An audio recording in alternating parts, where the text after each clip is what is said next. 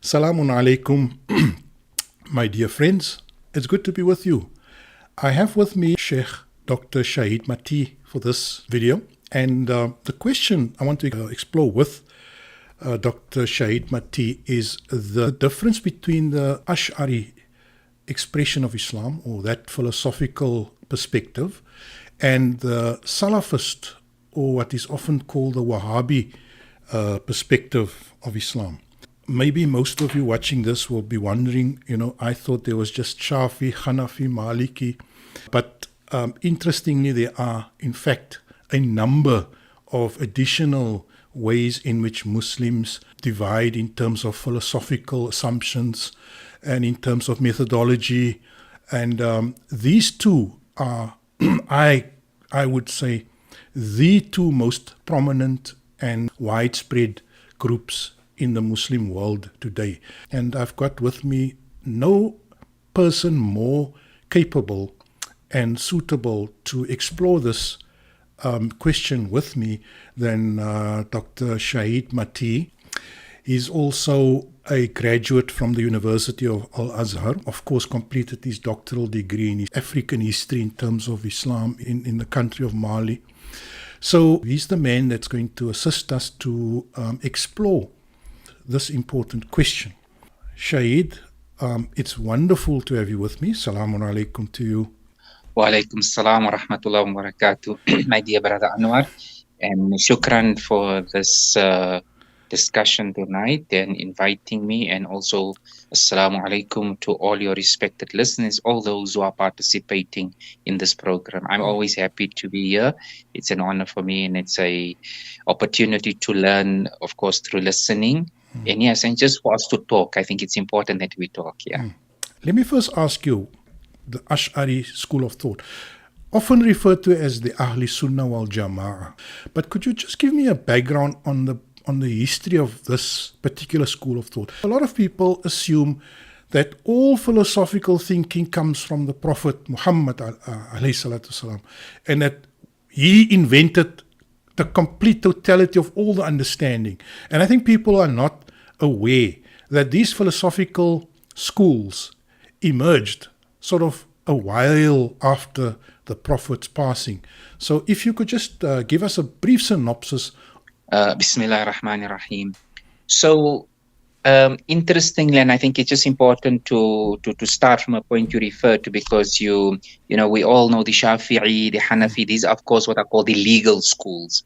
So let us speak about what are called the Kalam schools. And Kalam is translated as theology.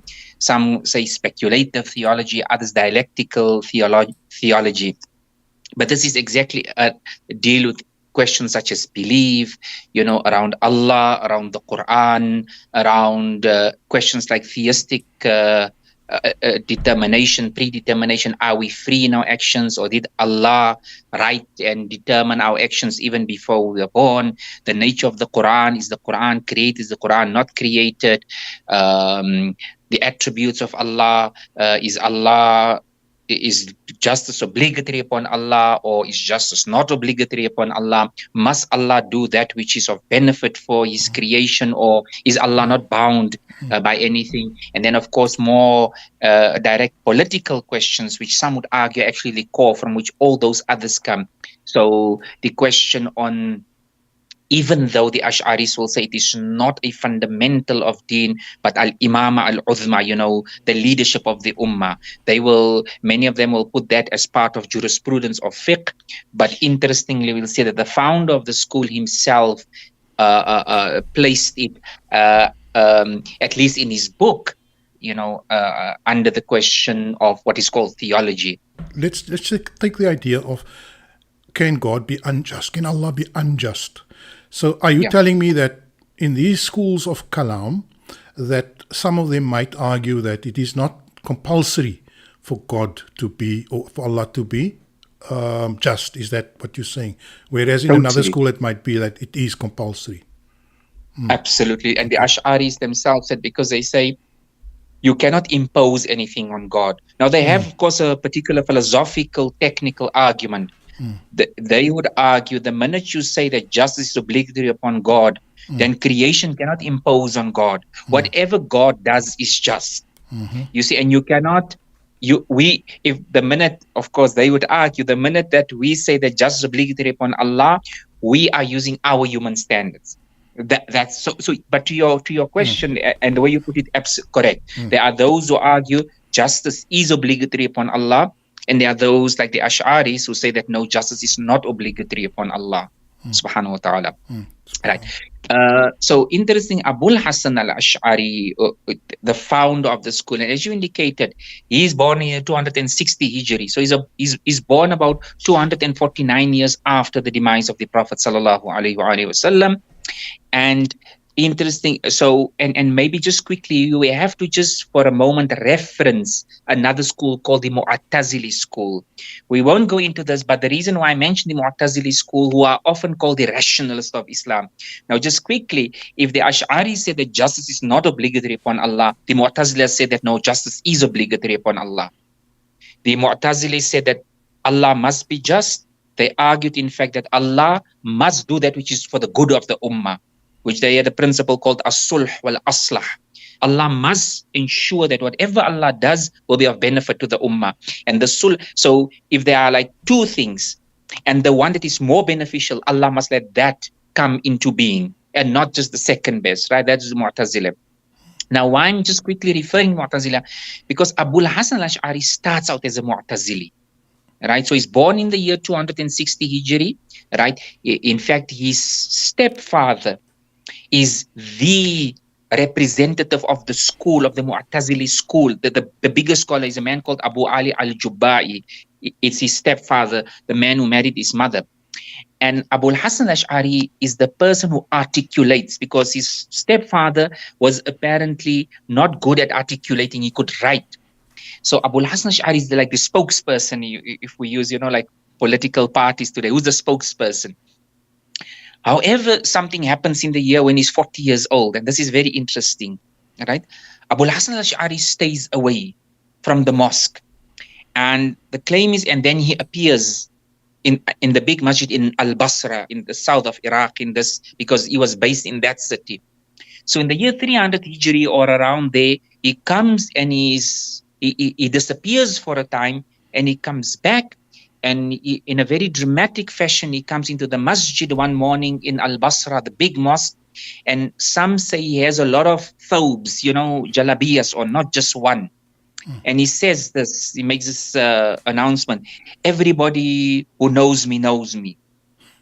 I am such and such, and those who don't know me, okay, let me tell you who I am. I used to uphold Mu'tazili beliefs. I used to hold the belief that we will not see Allah on the day of Qiyamah, even in Jannah, because that's what the Mu'tazilas believe. I used to hold the view that the Qur'an is created like the Mu'tazilas. I used to hold the view that we determine our own actions and not Allah. All the Mu'tazili views. He says, and what he does, he then takes off a thawb symbolically. He says, now just as I take off this dress, I repudiate all this Mu'tazili beliefs. Because he claimed the Prophet came to me in a dream, and the Prophet said to me, I must follow the thought or the school of the Fuqaha and the Muhaddithin. Now, note at that time, there is no formal Kalam Sunni school of thought, as you pointed. It is just the view of the Muhaddithin and the Fuqaha. Let's also call some of them literalists, because not all Fuqaha were literalists, all jurists, because some of them were in fact Mu'tazila. But he says the Muhaddithun. And really, what makes Muhaddithun different? That they don't question. They say there's no place for reason in Islam. We just follow what the Hadith is saying. And he says, I repudiate. And the person, of course, who is the symbol of that thought is a man called Al-Imam Ahmad bin Hanbal. Now, Ahmad bin Hanbal had died in the year 241 Hijri. In other words, like a few years before, 20 years Abul Hassan Ash'ari. And in fact, so Abul Hassan Ash'ari says, now I'm now repudiating, I'm getting rid of all these Mu'tazili beliefs, and now I'm embracing the beliefs of the Fuqaha. And in fact, in his book Anwar, and I'll send you inshallah a translation, because if you want, that is his manifesto, if you want. Okay. In a book called Kitab al-Ibana an Usul al-Diyana. It's a thin book of about 70 pages. This book marks his conversion. His conversion, and I know sometimes when we think of conversion, we just think about conversion as being, leaving from Christianity or Judaism or Hinduism to Islam. No, his conversion within this many Islamic discourses that are there around in his days. As you correctly pointed out, there were many discourses. And so his conversion, and in fact, in this book, this is his manifesto, he outlines all these things. And here he makes reference to Ahmad bin Hanbal. He says, this is the Imam of truth. So he immediately starts associating himself with Ahmad ibn Hanbal, as the Imam of the Sunnah. You will just quickly recall one of the things that Ahmad bin Hanbal, that what is called in Muslim history, the Mihna. And they use the word Inquisition as translation. I don't think that's a correct translation, because however much this thing of an Inquisition is really a Christian idea that happens in Europe. So let us just call it the trial. In Arabic, the mihna, let us call it the trial. And Ahmad bin Hanbal, of course, argument is one of the trial was around, is the Qur'an created or not? The Mu'tazilis had argued, no, the Qur'an is created. Whereas Ahmad bin Hanbal and them said, no, the Qur'an is not created. Because why? The Qur'an is the product of God's speech. And Allah's speech is an attribute. It's an attribute that is an addition to Allah's dhat, Allah's essence or Allah's being, right? But it is an independent attribute. But Allah's attributes are as pre-eternal as His essence is. So the Quran is the product of Allah subhanahu wa ta'ala's speech, and therefore the Quran is not created. The Mu'tazila says, no. The Quran is a book that's revealed in history. Does Hassan Ashari, does he share that view with Hanbal? Yes, Hanbal, that's why I said that the Quran is created. As a Mu'tazila had the view, as a Mu'tazili had the view that the Quran is created. Now he repudiates that. He says, now I believe. And in the Kitab al-Ibana, it's the longest section of the book. The government of the time is Mu'tazili. They are rationalists, I think. And rationalism is kind of like the official state philosophy, if I'm not mistaken. So those who are the hadithists, who are skeptical about rational argumentation and kalam, they take the position that we should find a hadith to answer any situation, or we should refer to text when it comes to any question, rather than apply sort of rational deductions and logical inferencing. And so the position that you're explaining is that the official view is rationalism. Hassan al-Ash'ari comes along and he repudiates it now. So you are correct in speaking of the government of the day, and more specifically in three of the Abbasid Khulafa, starting with Al-Ma'mun, his successor Al-Mu'tasim, and his successor Al-Wathiq. However, a change takes place, and this is a problem with politics, and this is the reality with governments and politics. Al-Wathiq's successor, Al-Mutawakkil, he turns the tables, and he now makes what would become the Ash'aris, the official school.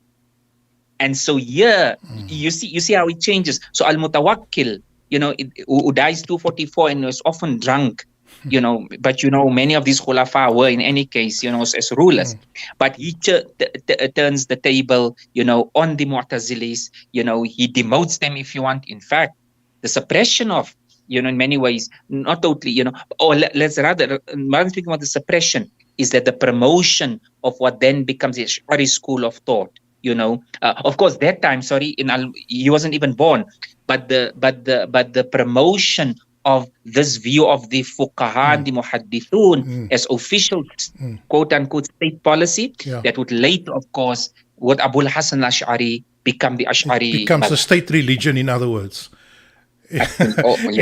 State-sponsored theological official discourse. state philosophy or religion, because I get the feeling today that Asharis are often renounced as being the Ahlul Ra'i, or that they are the people who use opinion and logical deduction. No, I think you're correct in saying that, and even up till today, many Salafis. And the thing is, and I think for that to come clear, we must see that Abul Hassan Ash'ari, in fact, some would argue, so what he does, yes, he converts, as I say, but he keeps using the rational means to now explain non-rational positions.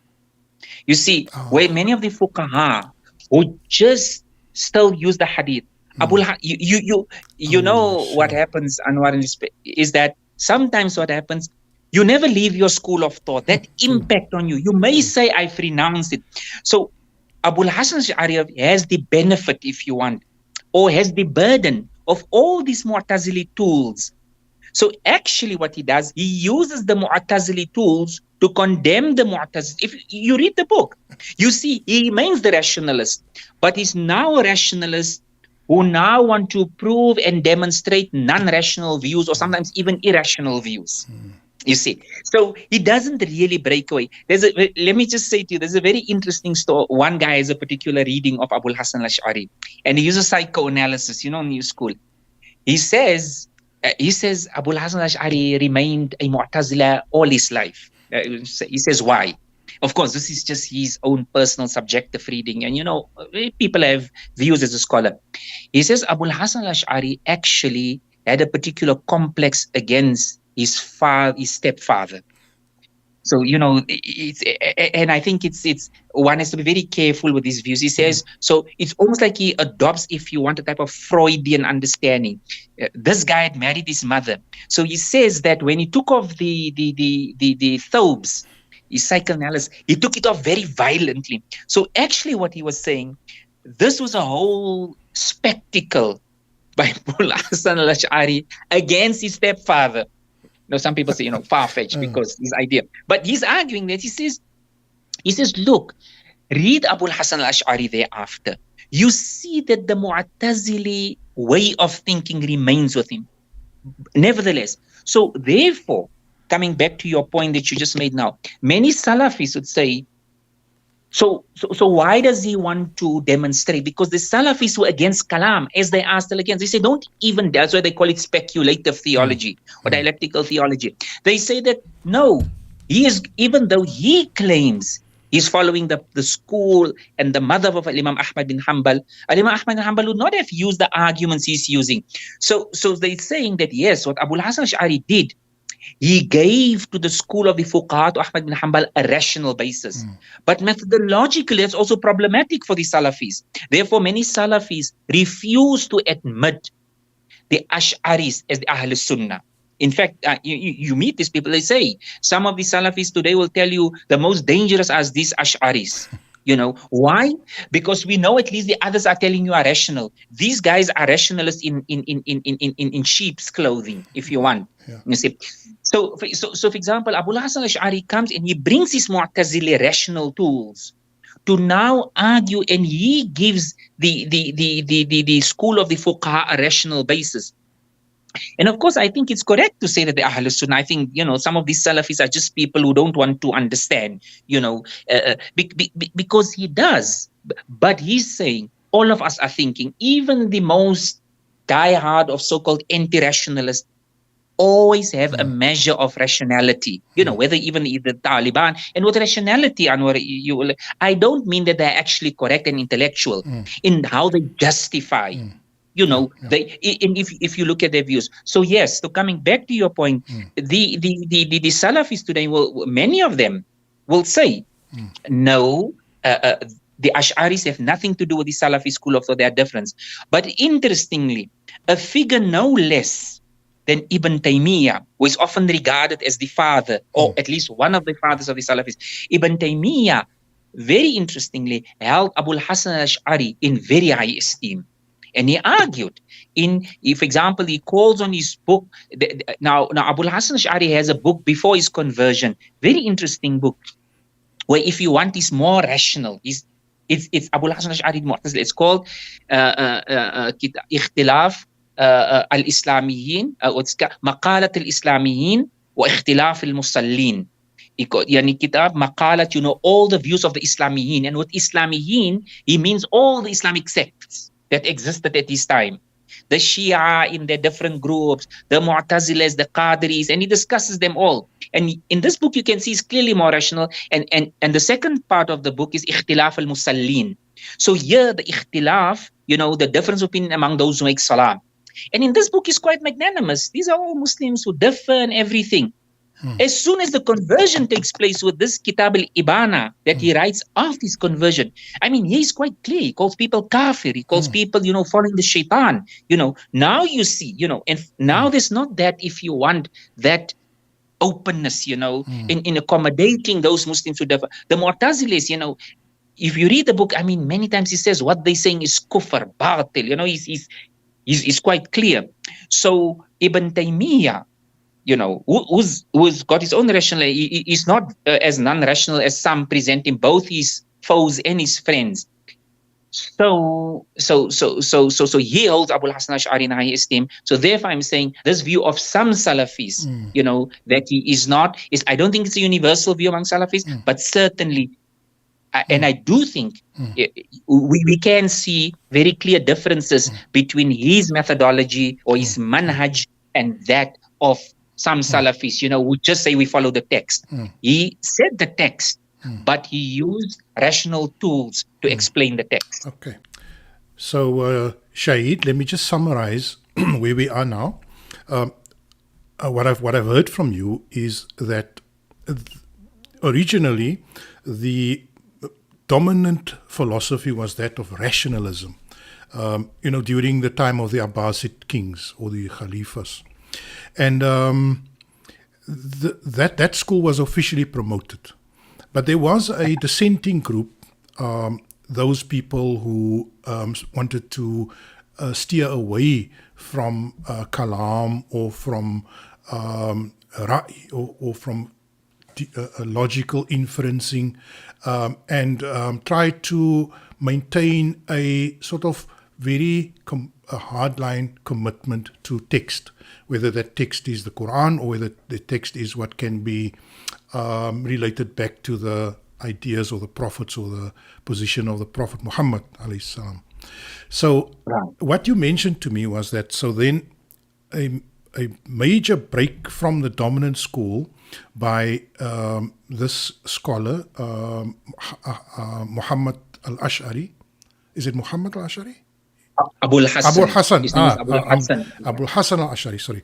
And he then goes against his own actually stepfather and renounces all the basic ideas of rationalism or the Mu'tazila school, and then sort of endorses the view of the fuqaha, like you call it, or those who are basically attached to the texts and to the athar. And the muhaddithun, The muhaddithun. Prominent amongst them, of course, Ahmad ibn Hanbal. Right. Yes. And so, but who died about 20 years prior to this. Right. So where we are at now is that one of the Abbasid caliphs, in fact, does an about turn and adopts this Ash'ari philosophical outlook as the official state position. And that obviously gives it a tremendous boost. And instead of being a fringe group, it becomes the mainstream of Islam. So, and I guess that is where we are today. The fact that Ash'arism is the dominant philosophical school, I think, in terms of numbers. Could it be the dominant in terms of numbers? What do you think today? No, totally, yes. I think I think it is fair. It is pretty accurate to say that the Ash'aris is the largest school, and therefore even the Salafis, you see, those who, and especially those who see themselves as anti-Ash'ari and don't associate the Ash'ari with the Salafus Salih, whom they call the Salafus Salih, they're minority. So most Muslims follow the Ash'ari, within the larger, let me use this word for now, and it's, words are always problematic, the house of Ahlus Sunnah wal Jama'ah, because there's, of course, another school that develops it's called the Maturidis, and they come from this, what is called Transoxania, and more Hanafis are associated with them, if you want. There's a man called Abu Ja'far al-Maturidi. Now, he's more or less contemporaneous with Abul Hassan al-Ash'ari, and if you want, they lie midway between the Mu'tazilis and the Ash'aris. So you see, it's the picture is a bit more nuanced. It's Okay. not always, but nevertheless, yes. That is why I'm saying about they then the Ash'ari school. On your question, yes, the majority of Okay. Muslims are Ash'ari And the Al Azhar, for whatever that means. the University of Al Azhar, what would be the dominant Clearly Ash'ari, philosophy? clearly, Asharism. clearly Ash'ari. Okay. No, and Ash'ari, the Azhar prides itself on that. I mean, Okay. when we were learning, they say that no, we are Ash'aris. Okay. And the Ash'aris are the majority of Muslims. That is just, one, of course, when you go, you don't say that everybody knows, what the Ash'aris, but the majority of Muslims in the world are Ash'ari, Okay. Ash'a'ira. How does that relate to the Sufi orders? Does the Ash'ari sort of perspective, does it accommodate these Sufi orders that are obviously very prevalent within Egypt and North Africa in general? Totally. Again, you see, of course, not all Sufis are Ash'aris. So take a figure such as although he would say Ibn Arabi, for example. So some Sufis, and it doesn't mean that they're Mu'tazilis, but if we take away the label, look, a person like Ibn Arabi, who is of the intellectual Sufi class, in so far as, but remember, the Sufis then again don't, unlike the philosophers who give total place to reason, many of the Sufis will speak about dhawq, taste, and about shu'ur, feeling, etc., spirituality. So, and related to your question, yes, many Sufis, in fact, most of the Sufi movements in the world will see themselves Ash'ari. And the person who is really, in a particular way, credited for doing that is a man who comes about 200 years, actually less than 200 years, say 150 years after Abul Hassan Ashari, and is the famous Al-Imam Al-Ghazali, who then again, what he does, he gives to Sufism its theological basis, because he's an Ash'ari. Al-Ghazali is an Ash'ari, formally, of course, the same manhaj again, and in his famous book, where he goes on critiquing and saying that, but he sees Sufism, because he still finds it's a bit too much rationality in Abul Hassan Ash'ari. So for him, it is Sufism. And so most Sufi movements in the world, so you go to West Africa, they will tell you this. They will tell you we are Maliki in fiqh, right? We are Ash'ari in Aqidah, and we are Sufis. So whether you speak about the Qadriya or the Tijaniya, they by and large, they are Ash'aris. So yes, so there's that accommodation. And that is also what adds to why most Muslims in the world, in that way, follow the Ash'ari school. So so Sufism is very central to them, to many of them, I mean, there are other Ash'aris, they maybe not always in Sufi paths, but but for many of these Sufi I think I can see what you alluding to, and that is that this is not an exact science. Certain areas are fairly vague, or a little bit blur the boundaries or the borders. And I think it is a fact that a large percentage of Muslims are not really aware of these technical differences, and they would be more located with the intelligentsia, whereas the average person on the ground, he's just a Muslim, he doesn't really. But having said that, I do think, I'm thinking of somebody watching this and obviously thinking, now, what the heck does this mean for me? Why is this important?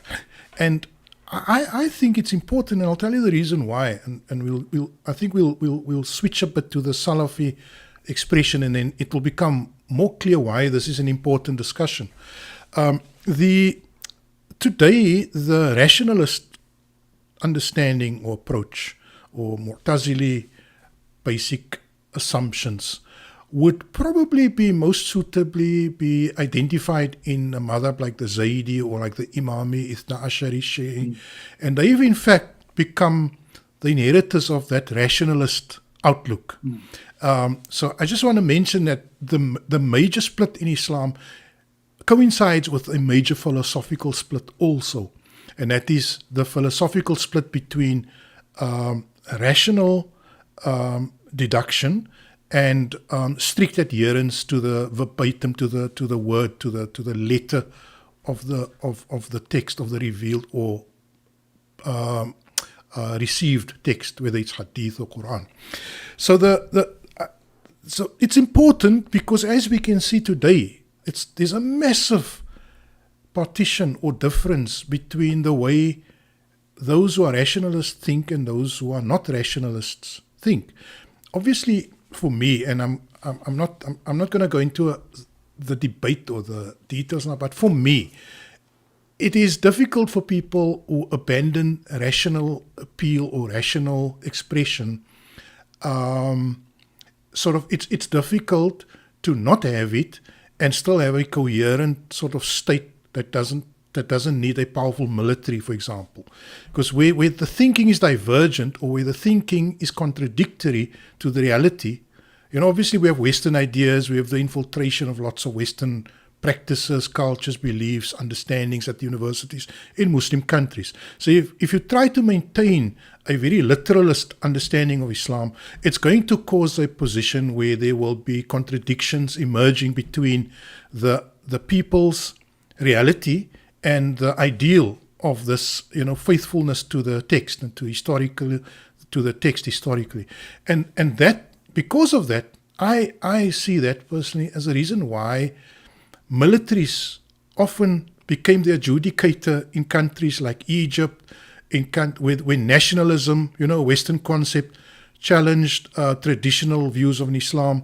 Where Gamal Abdel Nasser was a nationalist who stood against the Ikhwan, who was more of Ash'aris, I think, or even in a way Salafist also, I'm not too sure. And so the military becomes the adjudicator where you don't have a rational public arena. But I think that's a deep topic that I can see you got plenty to say on that. But I think maybe I'm going to flag that for us to deal with in another discussion. If I could move it then to the Salafist or the traditional Salafi understanding of Islam. Now, you did mention that it links back all the way back to Imam Hanbal. And then you mentioned a name like Ibn Taymiyyah. And we all know that Abdul Wahhab, the scholar, the Saudi scholar of the 1800s, or is it the 1700s? I think he's between 1700s. 1700s? It's 1703 to 1786, yeah. So he was a major proponent of the Salafi kind of ideas. In which way does it differ, or how does it depart really from the Ash'ari? And if you could explain that, I mean, we've got some sort of historical idea, but if you could explain to us what is the impact on the real world, should we look at the methodology and the principles and the approaches of the Salafist expression? What are the implications in the real world if we should assume that as the correct expression of Islam? Yeah. So let me just say, and let us with much oversimplifying, that the Salafis, and you mentioned three important figures, of course. You refer to Ibn Taymiyyah, of course, Ahmad bin Hanbal, of course, then Ibn Taymiyyah, and then later Muhammad bin Abdul Wahhab, An-Najdi, comes from this tribe. And that's why I think it is important to say that why many of them feel that they differ from Abul Hassan Ashari, that they say we are giving, that text must stop, Qur'an and Sunnah. So Ahmad bin Hanbal, for example, would have said, the whole notion on a weak hadith. So scholars would say you can't use a weak hadith, especially when it comes to question of halal and haram or wajib, and also on belief. But Ahmad bin Hanbal has this famous saying attributed to him that he said, I will rather use a weak hadith than qiyas, analogical deduction. And remember, analogical deduction is not simply where you use reason. You use reason, but reason that is firmly based within an existing text. That's something we can discuss another time, right, Anwar? So that's Ahmad bin Hanbal. Ahmad bin Hanbal is that there's no place for reason, and therefore he says, if I'm confronted with a weak hadith in qiyas, which is translated analogical deduction, I will rather take the weak hadith. And what's interesting, if you look in what is called the Hanbali school of thought, that often, and it's very interesting, it's just not a coincidence, that often on almost every mas'ala it's got 2 or 3 views. Now you may ask yourself, but why would the Hanbalis, or the people of text, have 2 or 3 views almost on every mas'ala? Of course, not everyone, but almost this view. It is because there were so many hadith in circulation. And these ahadith are often apparently contradictory. But Ahmad bin Hanbal, of course, by his time, when the hadith movement had become strong, of course, the genesis and the origin of the hadith movement precedes them. But by his time, it's so strong. So once you believe in hadith and given hadith that particular status, now you do not have the luxury to reject hadith. Now, and especially if the chain of these ahadith, apparently contradictory as they are, you can't reject them. And therefore, in the Hanbali school of thought, you almost have 2 or 3 views on every single mas'ala. Right. And what I'm trying to say, you mentioned these 3 figures, and same with Ibn Taymiyyah.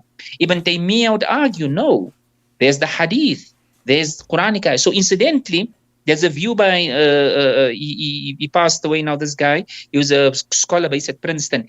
Here's a paper where he argues that Ibn Taymiyyah, the famous question of the satanic verses, Anwar. There's this view that in Surah An-Najm as we have, and that in fact, there was that incident where the shaitan revealed to the Prophet, around Salman Rushdie's. But the view is, and some early Muslims held that view, but then Allah abrogated that. That's also another discussion. Ibn Taymiyyah, and it's almost surprising that the person, no less the stature Salafi Ibn Taymiyyah, holds the view that yes, the shaitan did reveal the Prophet, but then Allah, but why does Ibn Taymiyyah do it? Whatever we think of his view right now, is that because there's a hadith in that place. And then comes Muhammad bin Abdul Wahhab, his famous book Tawheed. It starts with a whole lot of Quranic verses and hadith that he quotes and cites. Right. So that's how they would differ, if you want, with the Ash'aris, as you say. The Ash'aris, as we said earlier, will still say, look, there's a rational explanation to it. These other guys say, no, it's text and text only. And so that comes to your question, right? That's how they differ. And what are the implications of this? But so the implications today is that this is what the supposed old Salafis, they constantly throw. And as you said, we are much more relaxed. Now they will ask you. So let's take the typical example. We make Mawlid in Nabi, or for many of those who do it. These Salafis will say, but there's no hadith to say that you can make that the Prophet celebrated his birthday, that the Sahaba celebrated his birthday. So where's the proof? So for them, any practice must be established by a hadith that exists. And if that particular hadith does not exist, then that practice is even an a innovation. Weak hadith. Even a weak hadith, yes. But of course, no. Then they will go and they will say that the hadith is weak sometimes, but by and large, they hold on to the hadith methodology, which is really the hadith of the Ahl, which is the methodology of the Ahl Sunnah and the Ash'aris. So they will say, look, we will accept the hadith if the hadith speaks about doing good, virtue, for example, because the hadith has no legal or theological implications. Right. But so for example, if Mawlid Nabi, if you want to say, like for example, the Shafi'is may qunut in Fajr Salah, the Salafis are quite clear that that is a weak hadith, if at all, and therefore you should not be making qunut in the Salah. Right. So the implications of them is that they will ask, now we know, like say in Cape Town, in South Africa, where you and I came from, as you said, we grew up with Mawlid Nabi. Some of our students they study in Al-Madinah, where the Salafi, the so-called Salafi. And there's a very interesting book, Anwar, which we can discuss, is by an Egyptian scholar called Muhammad Imara, where he discussed this, and we can discuss where he really gives that this thing about that they alone are the Salafis is also an unfair appropriation. Nevertheless, now these students they come back, and they come to a place like Cape Town, Johannesburg, and they tell the people, you are doing innovations. This celebrating the Prophet's birthday is haram. You can't do it. And people say, why? They say, you must give me proof that the Prophet did it, that the Sahaba did it, and that the Tabi'in, that famous hadith of the first 3 generations. If any one of them did it, then you can do it. But since there is no proof that any of them did it, so did this practice, therefore it's bid'ah. So the implication, as you asked, becomes here is that it splits the community, and it splits those people who say, no, you're going to Jahannam. And in fact, we must stop people. You must stop. Not only is this wrong, if you can, it becomes what is called a munkar. It becomes a bad practice. And in places where they have power, they ban it, they prescribe it. Like happened in Saudi Arabia, people would have heard. I mean, it's changed now under this guy called Muhammad bin Salman, But before that, the people in Al-Madinah had to do clandestine Mawlid al-Nabi. So these are the implications. And of course, there are hadiths that are very outrageous, and they are religious about implementing and upholding. Like, for example, when they, in the war in Syria, where they actually captured Christian women as slaves. I mean, these are obviously, you get different types of Salafis. I'm not going to shave them all under one camp, but I would say at an extreme point, it actually becomes, with religious devotion, implementing all of these hadiths that are clearly outrageous. Yeah, because yes, true. Because they will exactly tell you, Anwar, that's their methodology, the manhaj. Look, if the hadith is authentic, we don't care what reason says about this particular hadith. Whether this hadith is repugnant to reason or it's in line with reason, we there's no place for reason. So if the hadith, for example, says you have to do this, if the hadith says you have to do, let's take take a hadith. It's interesting. There's a hadith that says the hadith says, pay the laborer his or her labor before the sweat dries. That hadith is weak, interestingly. So as if you strict Salaf, you're not going to be bound by that hadith. But now you have a hadith that says, in Sahih Muslim, for example, the hadith says the Prophet said to Sahla binti Suhail to breastfeed. Yeah. Now, how do we deal with that in modern times? No, I'll come to that. But what's interesting here, the Prophet said to Salim, breastfeed Salim. They said that's a hadith. He was 18 years Salim old. was a big man. He was 18. Yes. 18. Now, because the hadith says it.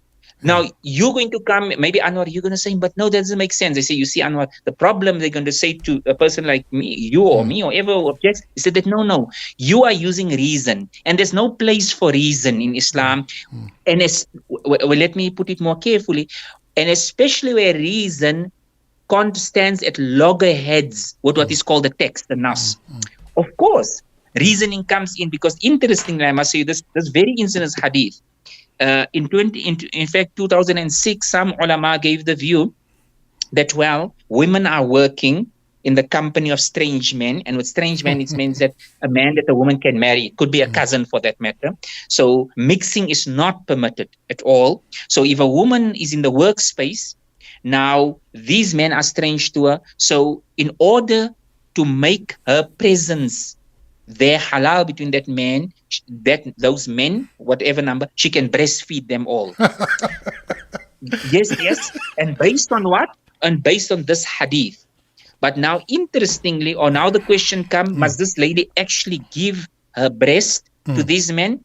Some said, in fact, that was the view of al-Mu'minin Aisha, again, according to hadith. Right.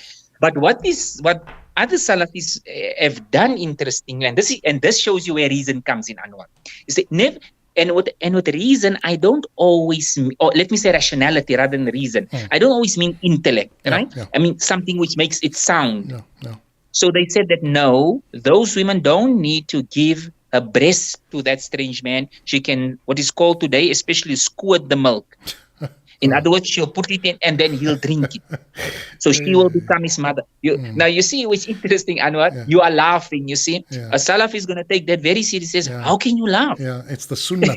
but now, Shahid, here's a question. This is now coming back to reality now. I mean, no, because how do you? Yes, no, I hear you, and that comes to the core of my question: is there a way that you can have this type of expression of Islam coexisting in our times? I mean, if you're going to argue that slavery is in the hadith, that breastfeeding an adult man is in the hadith, that throwing people off buildings are in the hadith, how on earth, or let me put it to you like this, how do people who are Salafist but not to that extent, how do they justify their position then?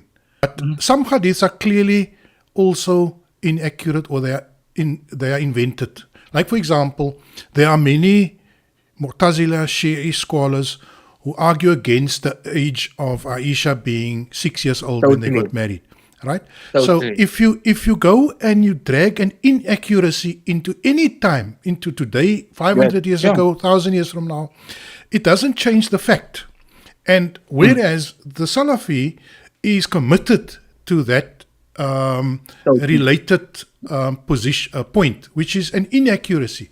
And so we have in certain countries now where child brides would be very normal, So I'm not just I don't want us, the fact that something was practiced in a certain way in the 7th century, that's one argument.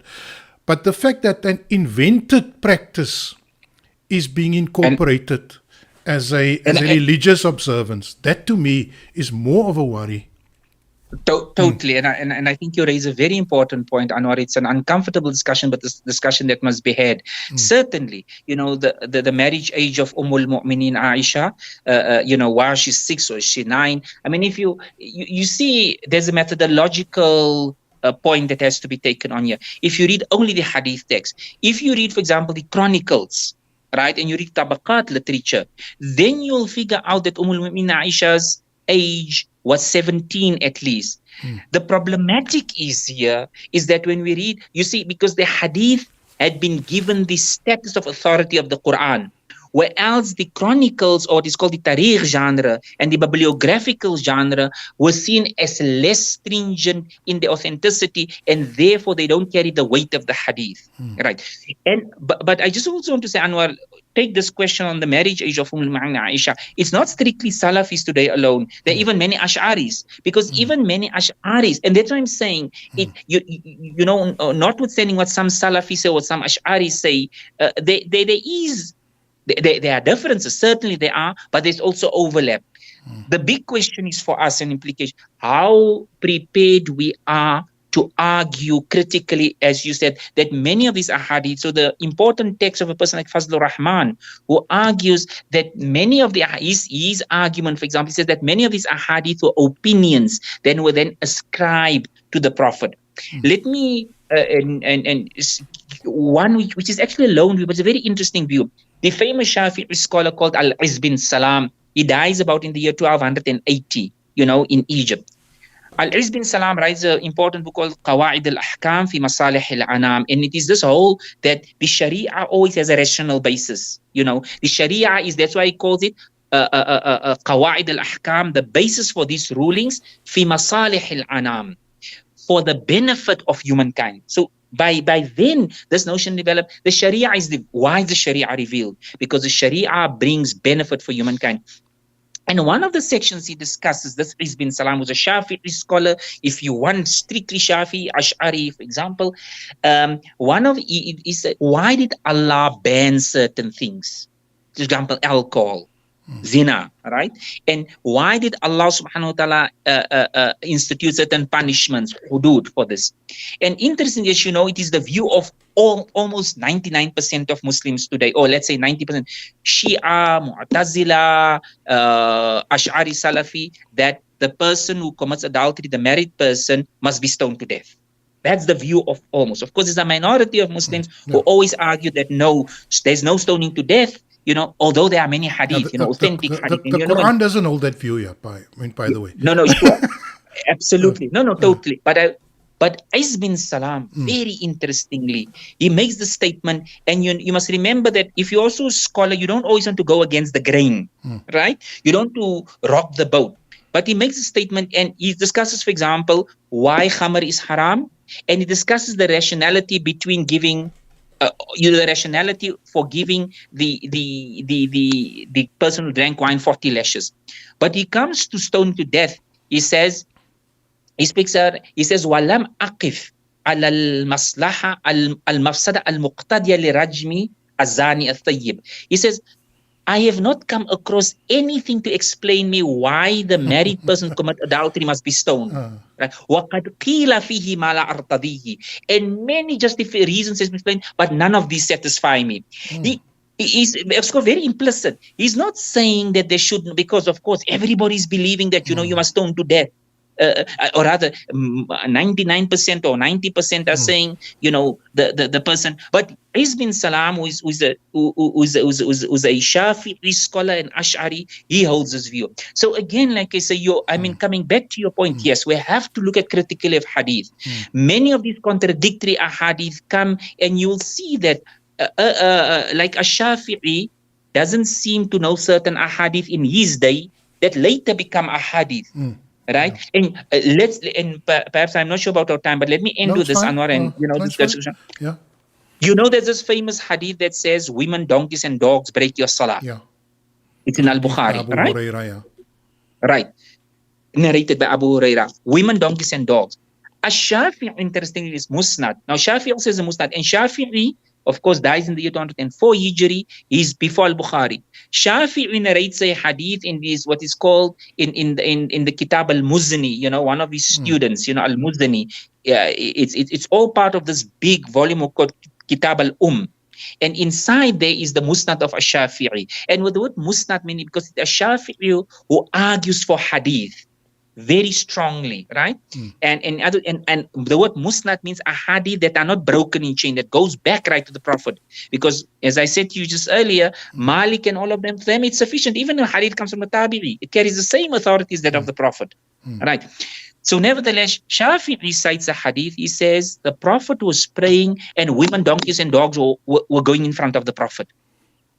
And this hadith is earlier in terms of its recording. Which is very interesting.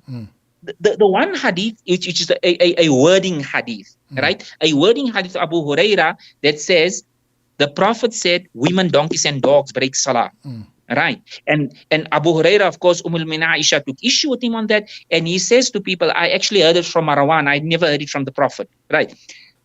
But this is saying, Shafi'i recites the actual action, and action are always stronger than words, as we know. When you saw somebody doing something and as opposed to somebody saying something, you always give preference to a person doing something and simply saying it. Shafi'i reports the Prophet was making salah and women, donkeys, and dogs were in front of him. So you see that's almost a contestation. But I think it comes to the point, Anwar, is as you say, that hadith simply has to be approached critically, and we must see that some hadith were invented.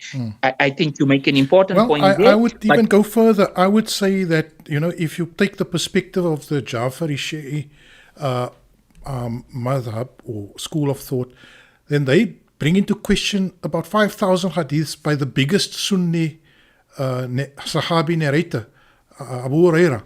And they question his credentials. In fact, they see him as compromised in terms of his commitment or his allegiance against the Ahlul Bayt, isn't it? So already there, it lays basically the line. It lays down the lines for a very deep split between the Muslim community in general. Totally, Anwar.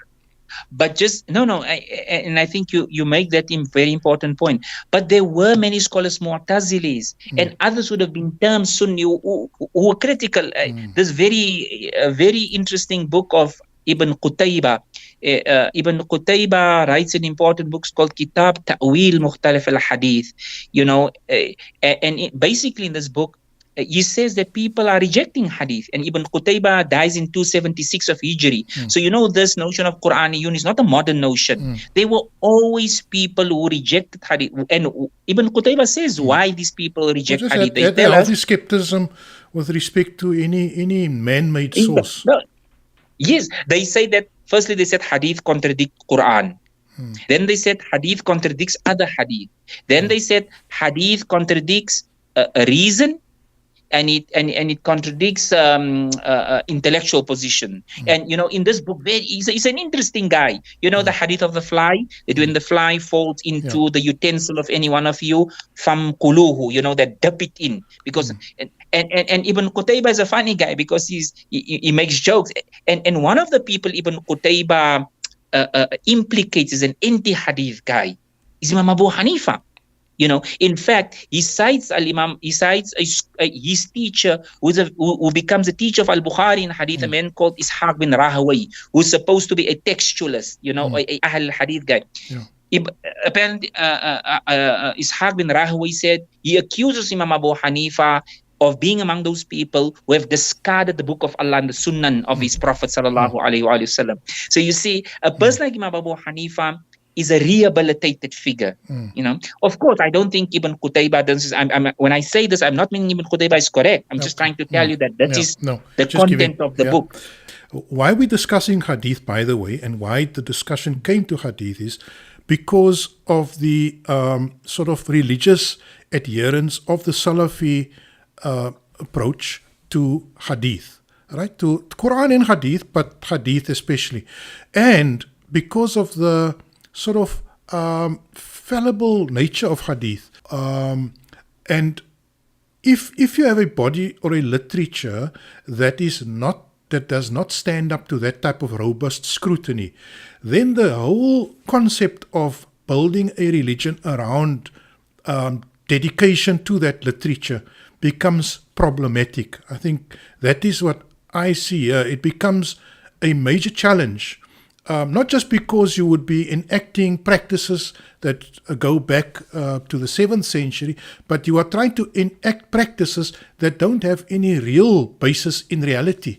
And so you would often be implementing or raising practices to the level of sacredness which are unfounded or which is invented. And what you said is that the Ash'ari school is somewhat softer on the hardcore literal adherence. What they would allow room for is some sort of meaningful intellectual engagement with contradictory hadiths and seeking a way of rationalizing out the one view above the other view.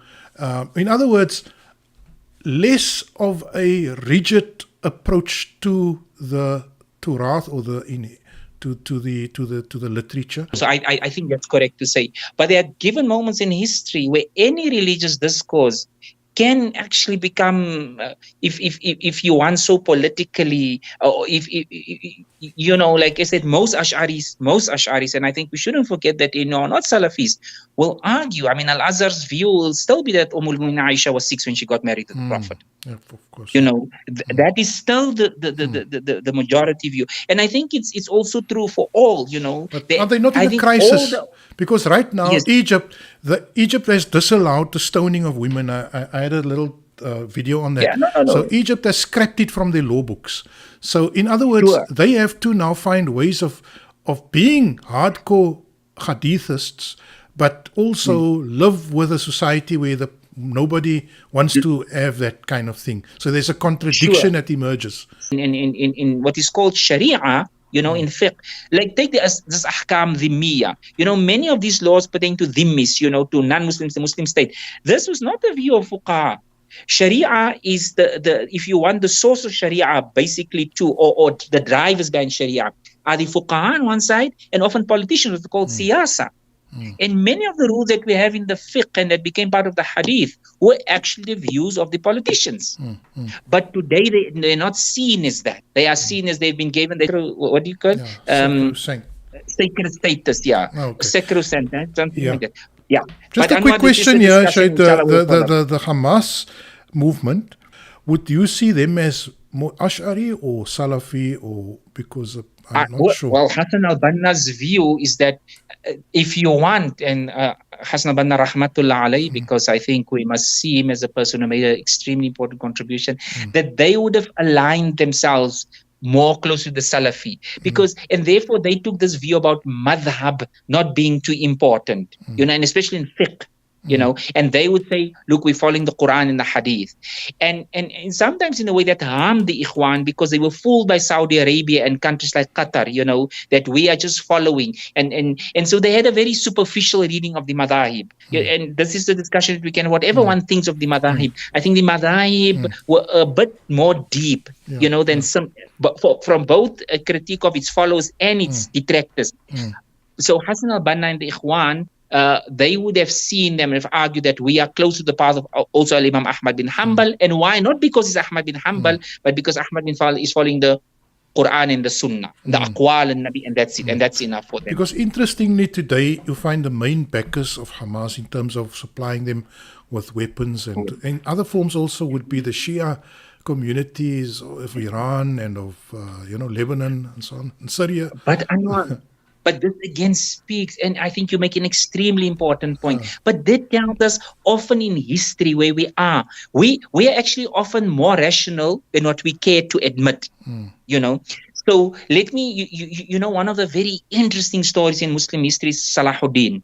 Now, Salahuddin al-Ayyubi, if you read in a very polarized discourse, Salahuddin al-Ayyubi was understood to be very anti-Shi'i, all right? Especially when he took over the Fatimids, and apparently after the victory, he killed many Shi'is. Interestingly, the first person to write a biography in praise of Salahuddin, which doesn't survive and we get from other works, is a Shi'i scholar. Ibn Yahya bin Abi Ta'i. He's the first person to write, and he's a Shi'i Ash'ari. He writes this great praise of Salahuddin in the biography.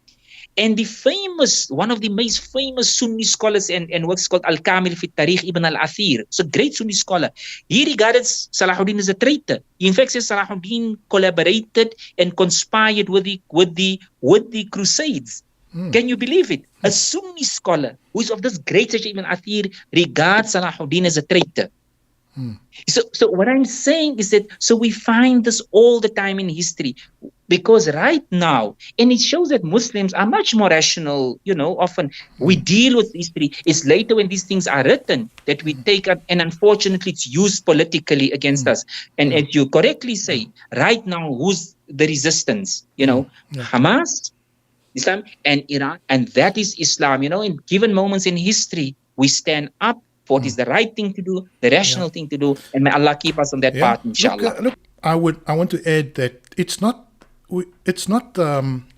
stochastic. It's not by luck that certain expressions or certain philosophical positions have more success in terms of building a society, building a effective way, constructing a more healthier society, where there's all the features of a more prosperous and flourishing community.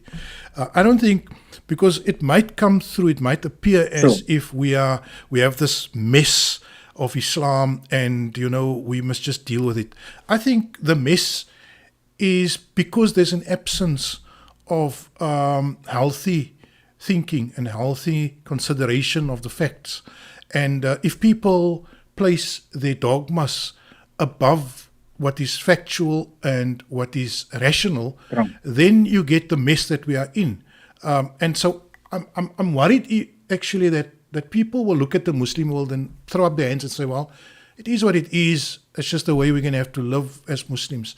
Whereas my position is, if we look at the success that has been achieved in Iran, in Yemen, that in Hezbollah, at least they were able to form and maintain a proper anti-imperialist or an anti-satanic position. And in this trying time, when we see, this vicious, inhumane assault on the innocent, it almost like lifts a lot of the blinkers off many eyes, and you can see which societies have been able to mount some sort of dignified response instead of cringing and disappearing down the, slime holes like these other Arab countries. And so my own position is that a rational consideration of the facts, in fact, firstly, having the facts and then rationally dealing with the facts, there's no dogma that can trump or that can, override that kind of healthy outlook, which is coincidentally the outlook of the Yemeni Ansarullah, the Houthis, which is the outlook of Hezbollah, which is the outlook of those powerful militias in Iraq, which is the outlook of the official Islamic Republic, Iranian state. And I think for me, it gives me comfort to think that, we need to slowly get the Muslim world, and this is why we're doing this. We're not doing this just to have a nice titillation session where we can have an interesting, curious discussion about these funny things that happen. But I think the idea that the subscribers or those who are listening to some of the videos on the channel also want is they really need to make sense of the mess that we are in, man. And instead of just like sort of juggling the mess and throwing it up and down, I think what we're trying to do here, you and me, is to see what is the critical issues here and how do we move beyond it. I totally agree with you, Anwar. I totally, like you say, what is coming, what we see from the Houthis, from Iran, from Hezbollah, and even now in places like, say, Egypt, in, say, Islamic Jihad. I totally agree with you. It gives us reason to be hopeful. I totally agree, because I think there is a rational discourse there, that has always been there. And I think it behoves us to always look at them, interrogate them, develop them, and to have this optimistic, and as you say, place the facts and then deal rationally with facts. I totally agree. I just want to thank you again for making yourself available, for being generous with your time. Shukran to you. Assalamu alaikum. Wa alaikum salam wa rahmatullahi wa barakatuh, Anwar.